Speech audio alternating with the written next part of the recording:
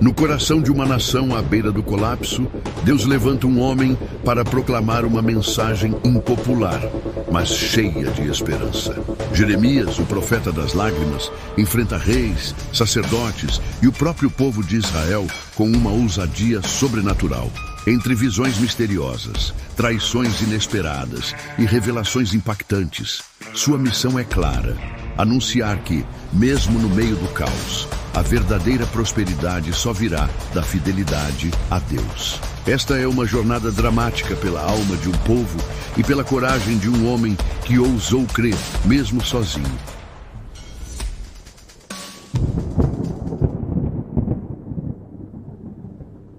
Antes que o caos tomasse a cidade, antes que os gritos se tornassem comuns, havia um silêncio que gritava aos céus por respostas.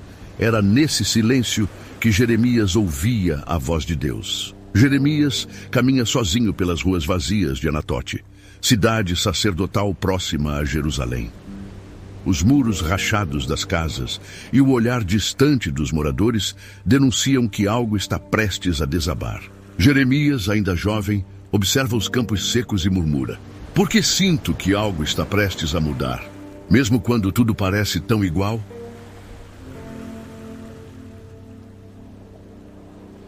Foi então que, no meio do ordinário, o extraordinário aconteceu. Jeremias ajoelha-se ao sentir um peso no ar. Uma voz ecoa, não aos ouvidos, mas à alma: "Antes que te formasse no ventre, eu te conheci. E antes que saísses da madre, te santifiquei. As nações te dei por profeta." O rosto de Jeremias contorce-se entre espanto e temor. "Mas eu sou apenas um menino, não sei falar."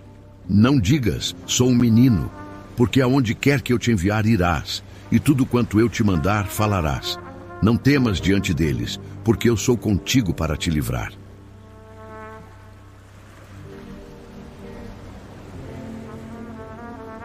Com um gesto eterno, o invisível tocou o visível, e assim começou uma missão que marcaria a história. Jeremias cai prostrado.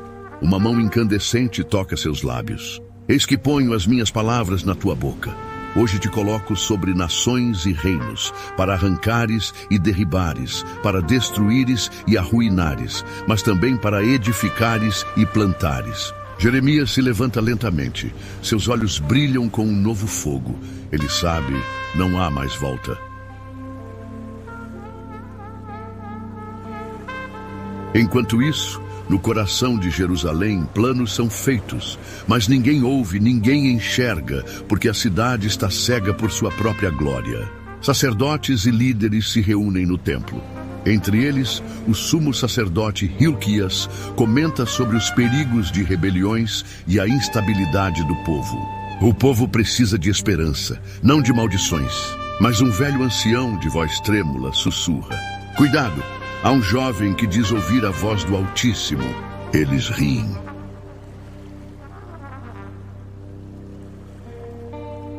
Entre o chamado e a resistência há uma guerra interna. Uma batalha que todos os profetas enfrentam. A luta de obedecer ou fugir. Jeremias observa seu reflexo, tomado pela dúvida. "Por que eu, Senhor? Por que não alguém mais forte, mais preparado? Eles não vão me ouvir, vão me odiar." Mas ele se recorda da voz, do toque, do chamado. Então ele se ajoelha e ora: "Ainda que eu sangre, ainda que eu chore, eu irei."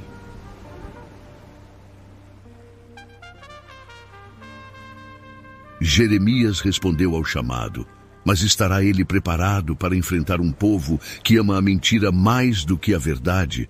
E quando a fúria dos reis cair sobre ele, onde estará sua esperança? No próximo capítulo, Jeremias entrega sua primeira profecia e o caos começa a se desenhar.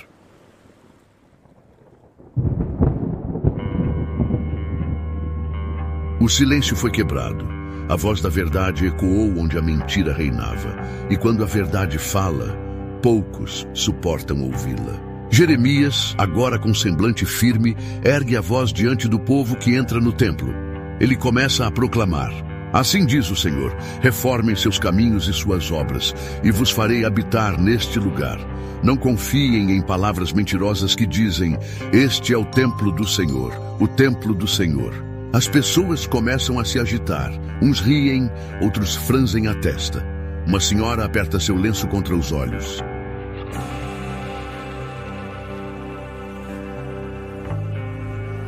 Nenhuma verdade atravessa o orgulho sem causar dor. E os que guardam o sistema sentiram-se ameaçados. O sumo sacerdote Hilquias se aproxima. Quem te deu autoridade para falar assim na casa do Senhor? Jeremias, com coragem. O Senhor, Deus de Israel, não vinha em meu nome, mas em nome daquele que vê tudo em oculto. Os líderes se reúnem em murmúrios. Um jovem escriba sussurra. Ele é perigoso, está inflamando o povo. Eles não apenas rejeitaram a mensagem, eles tentaram apagar o mensageiro. Hilquias arranca o pergaminho da mão de Jeremias. Essas palavras não têm lugar aqui. Ele joga o pergaminho ao chão e o incendeia com uma lamparina. A fumaça sobe diante do rosto impassível de Jeremias. Podem queimar o papel, mas não podem calar aquele que fala dos céus. O fardo de um profeta é pesado. Não apenas os estranhos se voltam contra ele, mas também os seus. De volta à sua cidade natal, Jeremias busca consolo em sua casa. Mas seu irmão mais velho o confronta. Você nos trouxe vergonha. Agora somos motivo de escárnio. Volte ao campo, esqueça essa loucura. Jeremias, com voz embargada. Não é loucura, irmão. É um peso que não posso mais carregar em silêncio.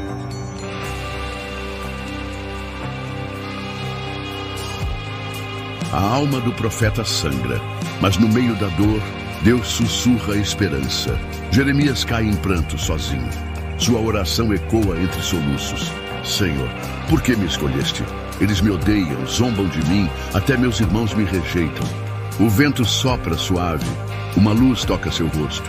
Voz de Deus, serena, eles não te rejeitam, Jeremias. Rejeitam a mim, mas eu sou contigo para te sustentar. Jeremias se levanta, enxuga os olhos. Uma nova força pulsa em seu peito. Então que venham os reis, que venham os sacerdotes, eu falarei.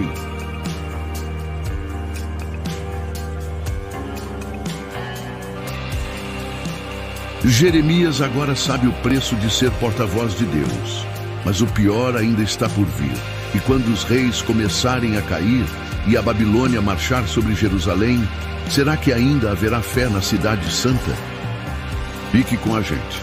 No próximo capítulo, Jeremias profetiza a destruição de Jerusalém e é lançado no calabouço por traição.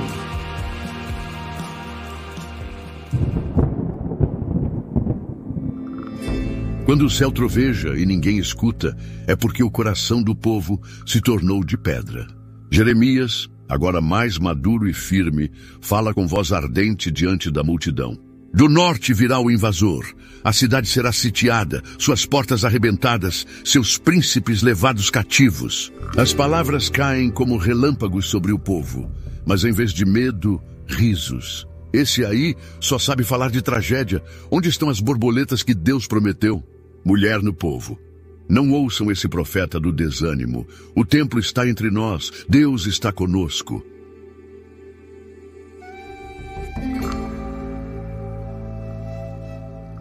Mesmo os reis precisam ouvir a verdade. Mas nem todo rei quer escutar o que Deus tem a dizer. Ó rei Zedequias, tenso, escuta Jeremias. Os guardas ao redor seguram suas espadas. Ó rei, assim diz o Senhor, se vos renderdes ao rei da Babilônia, vivereis. Se resistirdes, morrereis pela espada, pela fome e pela peste. Zedequias, furioso, basta, és traidor. Tu desanimas o povo com essas palavras.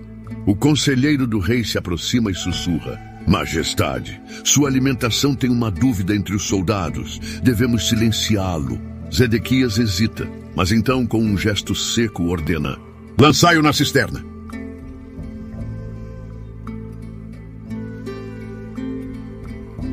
A verdade, quando não pode ser calada, é enterrada.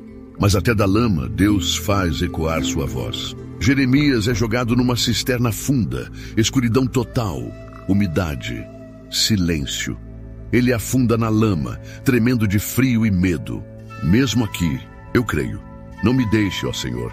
Lá fora, a cidade segue sua vida, ignorando o sofrimento daquele que ousou dizer a verdade.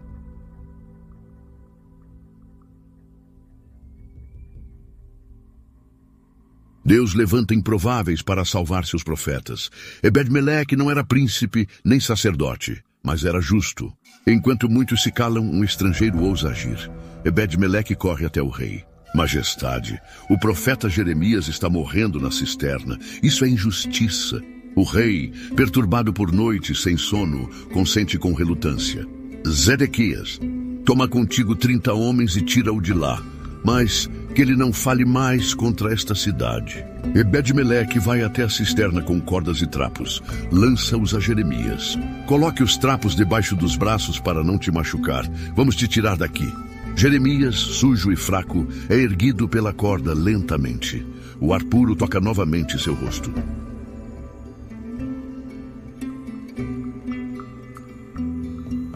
Mesmo os corações mais duros têm brechas de dúvida. E Deus, em sua misericórdia, sempre oferece mais uma chance. O rei chama Jeremias em segredo. Os dois caminham entre as árvores. O silêncio é tenso. Zedequias, em voz baixa. Há alguma palavra da parte do Senhor? Jeremias, olhos fixos. Sim, há. Se vos renderdes, tereis paz. Se resistirdes, Jerusalém cairá. Zedequias olha para o céu, indeciso. Seus lábios tremem, mas a voz do medo é mais alta. Não posso. O povo me mataria. Jeremias ficou em silêncio. A oportunidade escorre pelas mãos do rei.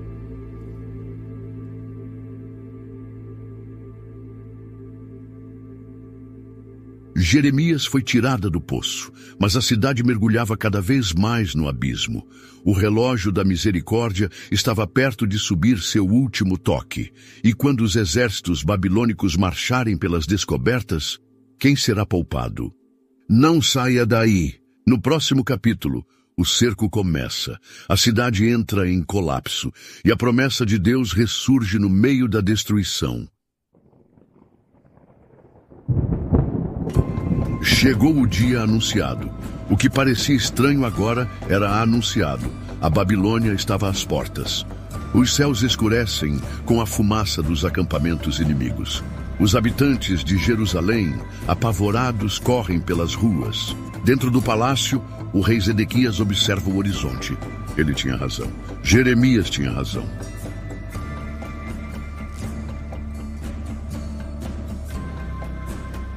Quando o pão falta, a fé do povo é provada.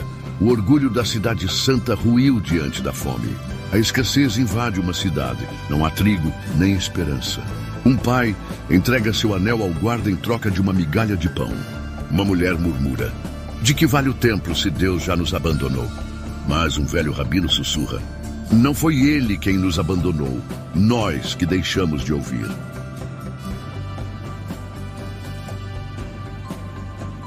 Na hora do juízo, até os reis tentaram escapar, mas ninguém foge da verdade.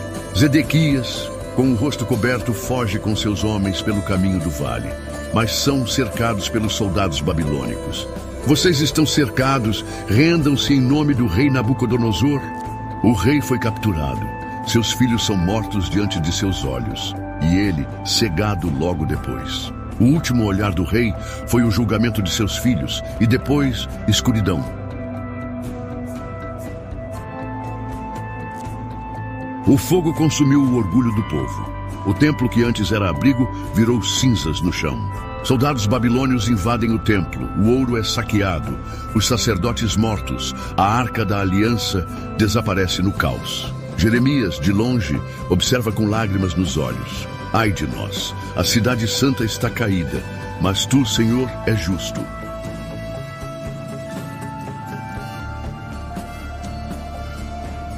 Mas mesmo no meio da ruína, Deus planta esperança, porque Ele não destrói para sempre.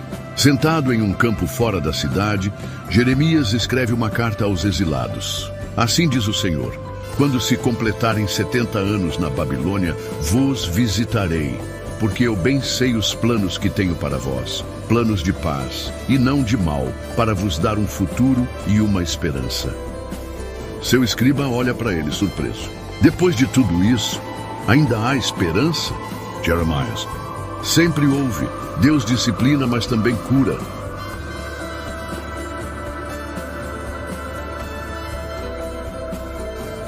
A cidade caiu, o templo foi consumido, mas a promessa de Deus permanece intacta e no meio do cativeiro, um novo plano começava a se desenhar.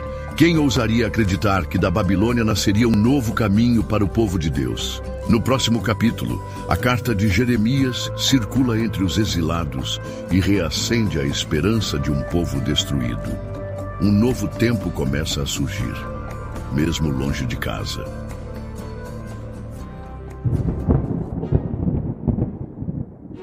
A cidade era cinza, os corações pesados e o povo exilado, levados como cativos, mas não sem uma promessa. Jeremias observa de longe as longas fileiras de prisioneiros sendo conduzidos ao exílio. Em suas mãos, uma carta dobrada com cuidado. Levem isso com vocês, levem a esperança.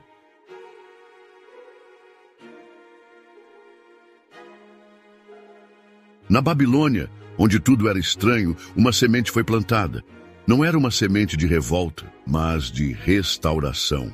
Um homem chamado Eliaquim lê a carta em voz alta. Assim diz o Senhor dos Exércitos: edificai casas e habitai nelas, plantai jardins e comei os seus frutos. Buscai a paz da cidade, para onde vos fizeis transportar em cativeiro. Os exilados se entreolham surpresos. Mulher exilada. Mas como plantar em terra inimiga? Eliaquim, com olhos marejados. Porque o nosso Deus prometeu, depois de 70 anos, Ele nos traz de volta.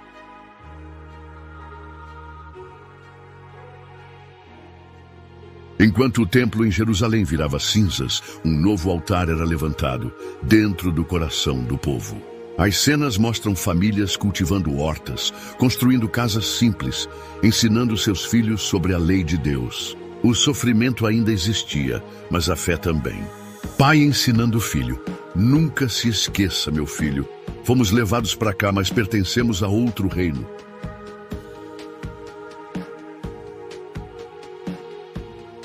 O homem que chorou sobre Jerusalém agora sussurra promessas para a próxima geração. Anos depois, Jeremias, já velho, fala com um discípulo. Mas, mestre, depois de tudo, ainda acredita que Deus restaurará Jerusalém? Jeremias, com um sorriso sereno: não é questão de acreditar, é questão de saber. O Senhor prometeu e Ele cumpre.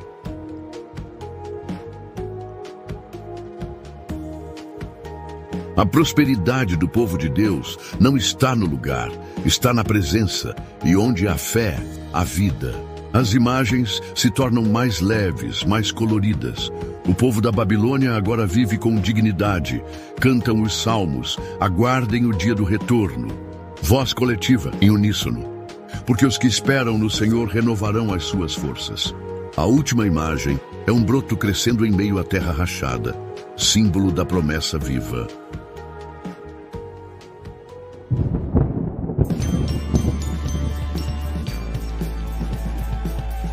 Jeremias viu a cidade cair, mas viu também a fé florescer, porque a verdadeira prosperidade do povo de Deus não está em muros ou templos, mas na fidelidade à sua palavra. Mesmo no exílio, mesmo na dor, Deus cumpre o que promete. Se essa história falou com você, curta este vídeo e compartilhe com alguém que precisa de esperança hoje. Inscreva-se no nosso canal para mais histórias bíblicas profundas e impactantes como esta. No próximo vídeo vamos mergulhar em Daniel, o profeta da resistência. Descubra como a fé de um homem mudou o destino de um império. Não percam!